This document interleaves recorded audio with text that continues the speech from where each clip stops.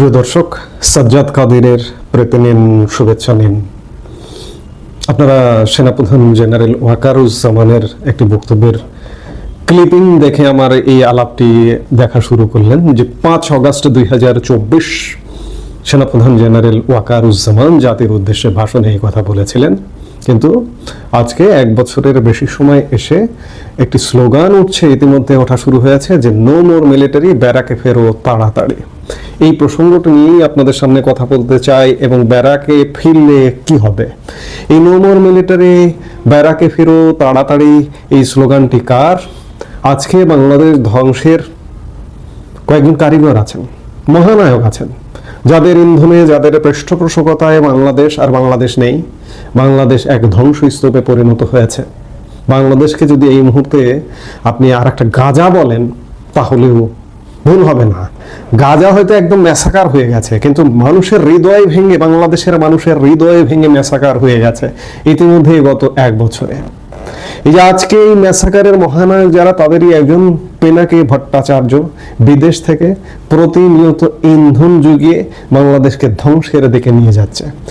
গতকাল গণ অধিকার পরিষদের প্রধান ভিপি নূরের উপর হামলার ঘটনার পরে প্রেক্ষিতে পিনাকি ভট্টাচার্য ফেসবুকে একটি পোস্ট দিয়ে তিনি তার পোস্টের নিচে লিখেছেন যে নো মোর মিলিটারি, ব্যারাকে ফেরো তাড়াতাড়ি।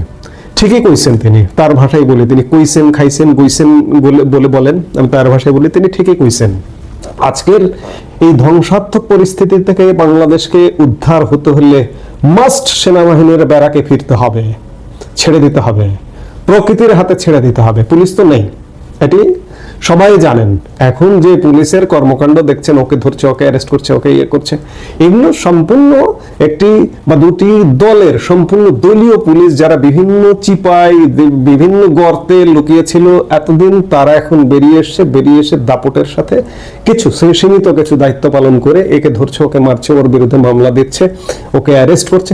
এটা সীমিত সংখ্যক। বেশিরভাগ পুলিশ কিন্তু নীরব। আমি আগের ভিডিওতে আজকে বলেছি, আজকে যদি সেনাবাহিনী উঠে যায় তাহলে বাংলাদেশ এক ভয়াবহ রক্তক্ষয়ী সংঘর্ষের মুখে পড়বে। অনেকে আবার বলবেন যে সেনাবাহিনীর থেকেও তো কোনো লাভ হচ্ছে না, সেনাবাহিনী থেকেও প্রতিনিয়ত মব হচ্ছে, বিশৃঙ্খল পরিবেশ ঘটছে, কিন্তু সেটার একটা লিমিট আছে। ধরুন 5% ঘটছে, এই 5%টা সেনাবাহিনী আজকেই ব্যারাকে ফিরে যাক, আজকে দুপুর থেকে উঠে যাক, দেখবেন রাত থেকে বাংলাদেশে ভয়াবহ তাণ্ডব শুরু হয়ে গেছে এবং আলটিমেটলি সেই ঘটনাটি ঘটবে। সেনাবাহিনী ব্যারাকে ফিরবে, সেটি সাময়িক সময়ের জন্য, বাংলাদেশের মানুষকে দেখানোর জন্য, এবং যারা প্রতিনিয়ত সেনাবাহিনীকে গালিগালাজ করেন তাদেরকে দেখানোর জন্য, দেখো যে আমরা উঠে গেলে তোমাদের কি হয়। এবং উঠে যাবে, উঠে গিয়ে এরপরে যে জন্য নামবে সেটি বাংলাদেশকে উদ্ধারের জন্য নামবে। আমরা ধীরে ধীরে সেই পরিস্থিতির দিকেই যাচ্ছি। এই ইন্ধনদাতা পিনাকি ভট্টাচার্য গতকাল ভিপি নূরের হামলার ঘটনা একটা ব্যাখ্যা করেছেন। তিনি বলেছেন যে আজকে হামলা হয়েছে লেফটেন্যান্ট কর্নেল রাকিব, অধিনায়ক ইস্ট বেঙ্গল, বর্তমানে জেলে থাকা আওয়ামী জেনারেল সালাউদ্দিন মিয়াজির ব্যক্তিগত স্টাফ ছিলেন, ও লেফটেন্যান্ট কর্নেল আফজালুর রহমানের সরাসরি নেতৃত্বে। সেনাবাহিনীর কোন অফিসারের নেতৃত্বে গতকালকে ভিপি নূরকে মারা হয়েছে, হামলা হয়েছে, সেটি উদ্ধার করে ফেলেছেন পিনাকিরা। আর হামলার মূল হোতা 9ম পদাতিক ডিভিশনের জিওসি মেজর জেনারেল আসাদ, তার আদেশে রকিব ও আফজাল হামলা করেছে। গণ অধিকার কার্যালয়ের ভেতরে আসবাবপত্র ভাঙচুর, এর পাশাপাশি টয়লেট ভেঙে নেতাকর্মীদের উপর হামলা করে সেনাবাহিনী। জাতীয় পার্টি এবং জিএম কাদেরকে রক্ষায় ওয়াকার সর্বশক্তি দিয়ে মাঠে নেমেছে। গেল রোজায় হাসনাত ও সার্জিসকে ডেকে ওয়াকার টেবিল চাপড়ে রিফাইন আওয়ামী লীগ নিয়ে যে হুমকি দিয়েছিল, সেটির বহিঃপ্রকাশ নূরের উপর আজকের হামলা। পিনাকের কথায় এটি স্পষ্ট যে সেনাবাহিনী সত্যিকার অর্থে ব্যবস্থা নিয়েছে, সন্ত্রাসের বিরুদ্ধে, সহিংসতার বিরুদ্ধে ব্যবস্থা নিয়েছে, এবং এই ব্যবস্থাটা তাদের খুব স্বাভাবিকভাবে ভালো লাগছে না। অথচ এই সেনাবাহিনী এই যে জুলাই আগস্টের সহিংসতাকারীদের গোপালগঞ্জ থেকে এপিসিতে করে বাঁচিয়ে নিয়ে এসেছিল। আমি বরাবর বলি, আমি সব সময় বলি যে সেনাবাহিনী কিন্তু যে কোনো সময় ঘুরে দাঁড়াতে পারে। এই ঘুরে দাঁড়ানো শুরুটা হবে, এই যে দাবি উঠছে, পিনাকে দাবি করেছে, বৈষম্য বিরোধী ছাত্র আন্দোলন ফেসবুক পেজ থেকে দাবি করা হয়েছে যে সেনাবাহিনী ব্যারাকে ফিরে যাক। আমরা সেটি দেখবার জন্যই অপেক্ষা করছি যে সেনাবাহিনী, এবং আমরাও এই দাবির সাথে সুর মিলিয়ে একইভাবে বলবো যে সেনাবাহিনী দয়া করে আপনারা ব্যারাকে ফিরে যান। কারণ আপনারা যতক্ষণ মাঠে আছেন, দেশে যা আছে যতটুকু আছে, এর জন্য, এই মব সন্ত্রাসের জন্য, বিশৃঙ্খলার জন্য আপনাদের উপরে কিন্তু দায় দায়িত্ব চেপে যাচ্ছে। আপনারা হয়তো সঠিক দায়িত্ব, গতকালকে যেমন দায়িত্ব পালন করেছেন, এইভাবে যদি দায়িত্ব পালন করেন, দেশ এক ভয়ঙ্কর ধ্বংসস্তূপে দাঁড়িয়ে আছে। এভাবে চলতে থাকলে আগামী 3 মাস 6 মাসের মধ্যে পুরোপুরি শেষ হয়ে যাবে, ধ্বংস হয়ে যাবে। ধ্বংসকারীরা সেই এজেন্ডা নিয়েই মাঠে নেমেছে। তাই তাদের দাবির সাথে আমরাও বলতে চাই, পিনাকি ভট্টাচার্য, বৈষম্য বিরোধী ছাত্র আন্দোলন, এনসিপি বা অন্যরা যারা দাবি করছেন যে সেনাবাহিনীর দিকে অভিযোগের অঙ্গুলি নির্দেশ করছেন, তাদের দাবির সাথে আমরা সাধারণ মানুষও বলতে চাই যে সেনাবাহিনী দয়া করে আপনারা ব্যারাকে ফিরে যান। সেপ্টেম্বরের মাঝামাঝি সময়ে আপনাদের ম্যাজিস্ট্রেসি পাওয়ার আবার 2 মাসের জন্য বারবার একটা সময় আসছে, দরকার নেই, বাড়াবার দরকার নেই।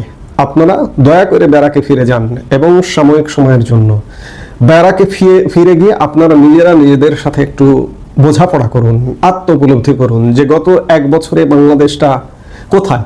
কোনো দল করা লাগবে না, কোনো দল কেন হওয়া লাগবে না। একজন সাধারণ মানুষ হিসেবে আমি আমার দৃষ্টিতে বলছি যে একজন সাধারণ মানুষ হিসেবে বলতে চাই যে বাংলাদেশকে কোথায় নামিয়ে ফেলানো হয়েছে, কোথায় নামিয়ে দিচ্ছে। দয়া করে সেনাবাহিনী, সশস্ত্র বাহিনী, আপনাদের যে মান মর্যাদা গত 1 বছরে ক্ষুণ্ণ হয়েছে, এটিকে উদ্ধার করুন। আপনারা যদি ধ্বংস হয়ে যান, আপনারা যদি শেষ হয়ে যান, তাহলে বাংলাদেশ আর থাকে না, বাংলাদেশ আর থাকবে না। এই জন্য এদের সাথে আমরাও দাবি করব, সেনাবাহিনী ব্যারাকে ফিরে যান, ফিরে গিয়ে বাংলাদেশে একটা কঠিন পরিস্থিতির মুখোমুখি হোক এবং ওই পরিস্থিতিটা থেকে উদ্ধার, এবং ওটা থেকে এই বাংলাদেশকে উদ্ধারের কার্যক্রম আপনারা শুরু করুন। শুরু করার জন্যই আপনারা ফিরে যান। এই মুহূর্তে আপনাদের জরুরি সত্যিকার অর্থে ব্যারাকে ফিরে যান। দেশে গৃহযুদ্ধ বেঁধে যাক। আজকে গৃহযুদ্ধের চেয়ে কোনো অংশে কম না বাংলাদেশের পরিস্থিতি। কাজেই সেনাবাহিনী মাঠেও থাকবেন, গৃহযুদ্ধও হবে, এই গৃহযুদ্ধের আপনারা দায় নেবেন, নিয়ে মাঠে থাকবেন। এই কাজ করবেন না। আপনাদের ভাবমূর্তি ক্ষুণ্ণ হচ্ছে। ফিরে যান, ফিরে গিয়ে দেখুন কি হয়, এবং দেখুন যে যখন একদম চূড়ান্ত জীবন শেষ হয়ে যাচ্ছে দেশের মানুষের, তখন আবার নামুন পূর্ণ শক্তিতে। এই বন্দোবস্তের মধ্যে নয়, ভিন্ন বন্দোবস্ত।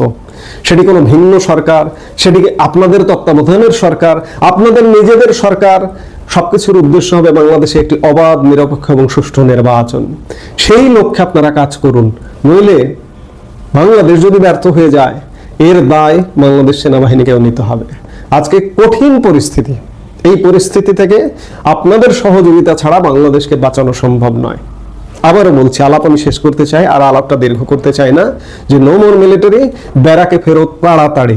সেনাবাহিনী আপনারা ব্যারাকে ফিরে যান এবং দেখুন বাংলাদেশের পরিস্থিতিটা কি ঘটে, এবং বাংলাদেশের মানুষেরও দেখা উচিত যে বাংলাদেশে কি ঘটতে পারে, এবং সেইটা আপনারা উদ্ধার করবেন। সেই দায়িত্বটা নেন। আমরা আশা করব সেটাই করবেন। কারণ আর নয়, আর দায় নেওয়া নয়। দায় নিলে আপনাদের আর কোনো মান মর্যাদা থাকে না। ইতিমধ্যেই মান মর্যাদা চলে গেছে। নানাভাবে আপনাদের মান মর্যাদা ভুলুণ্ঠিত করেছে, এই পিনাকিরাই ভুলুণ্ঠিত করছে বারবার। কাজেই এর কি কোনো জবাব দেবেন না আপনারা? আপনাদের কি কোনো অনুভূতি নেই? জবাব দিতে হবে। আপনারা জবাব দিন, জবাব দেওয়ার ব্যবস্থা নিন। এই মুহূর্তে এ পর্যন্তই। সবাই ভালো থাকুন, সুন্দর থাকুন।